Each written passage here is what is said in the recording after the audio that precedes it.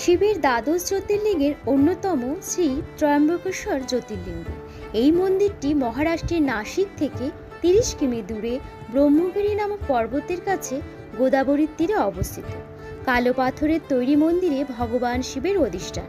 শোনা যায় শ্রী অহল্যাকে নিয়ে মহর্ষি গৌতম মহারাষ্ট্রের এই স্থানে বাস করতেন।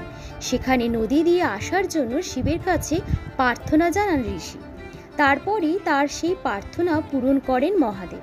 সেই কাহিনীকে স্মরণ করেই শিবের ত্রয়ম্বকেশ্বর মন্দির স্থাপিত হয়েছে। এই জ্যোতির্লিঙ্গের অসাধারণ বৈশিষ্ট্য হল এর 3টি মুখ ব্রহ্মা, বিষ্ণু এবং শিবকে মূর্ত করে। লিঙ্গগুলি হীরা, পান্না এবং অনেক মূল্যবান রত্নখচিত মুকুট দ্বারা আবৃত, যা ত্রিদেবের সোনার মুখোশের ওপরে স্থাপন করা হয়। পুরো কালো পাথরের মন্দিরটি তার আকর্ষণীয় স্থাপত্য এবং ভাস্কর্যের জন্য পরিচিত।